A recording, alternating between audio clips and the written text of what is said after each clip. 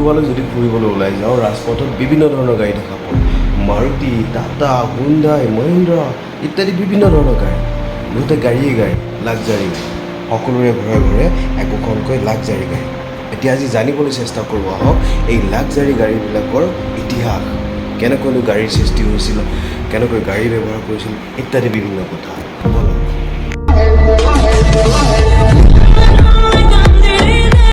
প্ৰথমটো চকাৰ ব্যৱহাৰ ভাৰতত ৪,০০০ বছৰ আগতেই হৈছিল তাৰপিছত ১৮ শতিকাত ভাৰতত প্ৰথম ঘোঁৰাবিহীন গাড়ীৰ ব্যৱহাৰ কৰা হৈছিল ইয়াৰ পৰীক্ষা নিৰীক্ষা কিন্তু ১৪ শতিকাৰ পৰাই আৰম্ভ হৈছিল প্ৰথম ইটালীবাসীয়ে বতাহৰ দ্বাৰা গাড়ী কেনেকৈ চলিব পাৰি তাৰ পৰীক্ষা নিৰীক্ষা কৰিছিল আৰু এই পৰীক্ষাত জড়িত আছিল লিওনাৰ্ডো দা ভিঞ্চি ১৭০৫ চনত জেমছ ৱাটৰ ভাপ ইঞ্জিনৰ পিছতহে পৃথিৱীবাসীয়ে এখন চালিত বাহন লাভ কৰে ফ্ৰান্সৰ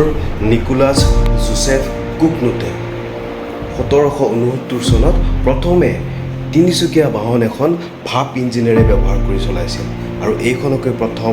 অটোমোবাইল বুলি গণ্য কৰা হয় ১৮৩০ চনলৈকে ভাপ ইঞ্জিন চালিত বাহনখনে যথেষ্ট অগ্ৰগতি লাভ কৰিবলৈ সক্ষম হৈছিল কিন্তু ৰেলৱেৰ প্ৰতিযোগিতা আৰু ব্ৰিটেইনত হোৱা এখন অবিবেচিত আইনৰ বাবে সেই অটোমোবাইলখন পথৰ পৰা আঁতৰাই নিবলৈ বাধ্য কৰাইছিল জাৰ্মানীৰ কাৰ্ল বেঞ্চ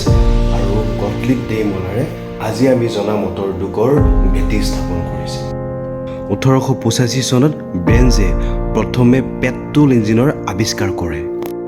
আৰু ঠিক এবছৰৰ পিছত ডেইমলাৰে নিজৰ ডিজাইনৰ মটৰেৰে চলোৱা গাড়ী এখনৰ নিৰ্মাণ কৰে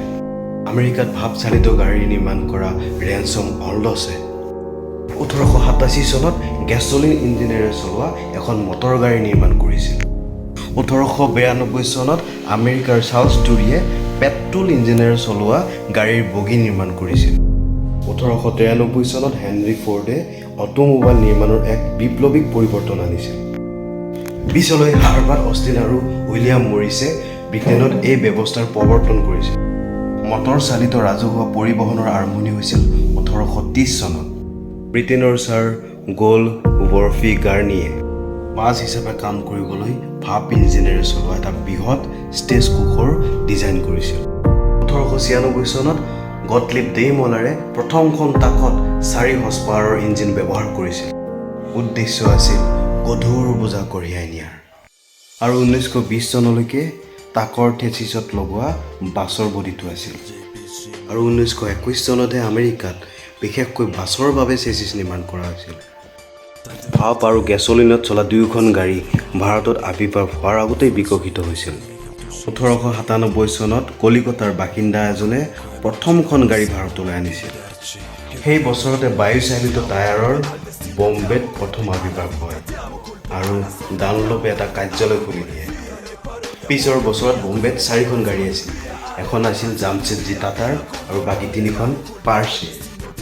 ১৮৯৪ চনত মাদ্ৰাজৰ মাউণ্ট ৰোডত এখন গাড়ী দেখা গৈছিল গাড়ীখনৰ মালিক আছিল পেৰী এণ্ড কোম্পানীৰ সঞ্চালক এজে ইয়ৰ্কে দক্ষিণৰ প্ৰথমখন পঞ্জীয়নভুক্ত গাড়ী MC-1 ফ্ৰান্সিছ স্প্ৰিঙৰ আছিল মাদ্ৰাজৰ প্ৰথমখন মালিকাধীন গাড়ী আছিল MC-3 আমেৰিকাৰ কেইবাটাও প্ৰতিষ্ঠান ব্ৰিটিছ কণ্টিনেণ্টেল আৰু আমেৰিকান গাড়ী নিৰ্মাণ কৰা কোম্পানীসকলৰ এজেণ্ট হৈ পৰে পথ প্ৰদৰ্শক আছিল এডিছন এণ্ড কোম্পানী ১৯০৩ চনত মাদ্ৰাজৰ চিম্পছন এণ্ড কোৰ চেমুৱেল জন গ্ৰীনে প্ৰথমখন ভাৰতত ভাপ গাড়ীৰ ব্যৱহাৰ কৰি ৰাজপথত চাঞ্চলৰ সৃষ্টি কৰিছিল মাদ্ৰাজ মেলে ইয়াৰ আৱিৰ্ভাৱক মাদ্ৰাজৰ বাবে এক নতুন উদ্যোগৰ আৰম্ভণি বুলি প্ৰশংসা কৰিছিল আৰু দুবছৰৰ পিছত চিমছনছে প্ৰথমখন ভাপচালিত বাছৰ নিৰ্মাণ কৰিছিল দেশৰ প্ৰথমখন বাছ সেৱা আছিল বেজবাদা আৰু মছলিপট্টম ১৯০৭ চনত চেলেম জিলাৰ এজন গ্ৰাহকৰ বাবে প্ৰথমখন পাব্লিক চালিত বাহনৰ নিৰ্মাণ কৰে বাহনখন আছিল ১৬জনীয়া আৰু দীঘল চকাযুক্ত আৰু এনেদৰেই ভাৰতত বিভিন্ন প্ৰক্ৰিয়াৰে অটোমোবাইলৰ ব্যৱহাৰ আৰম্ভ হৈছিল ভাৰতৰ অটোমোবাইল উদ্যোগলৈ প্ৰথম প্ৰেৰণা আহিছিল ১৯৫০ চনত থলুৱা অটোমোবাইল উদ্যোগৰ বিকাশৰ বাবে 7টা ব্যাপক নীতি প্ৰস্তুত কৰা হৈছিল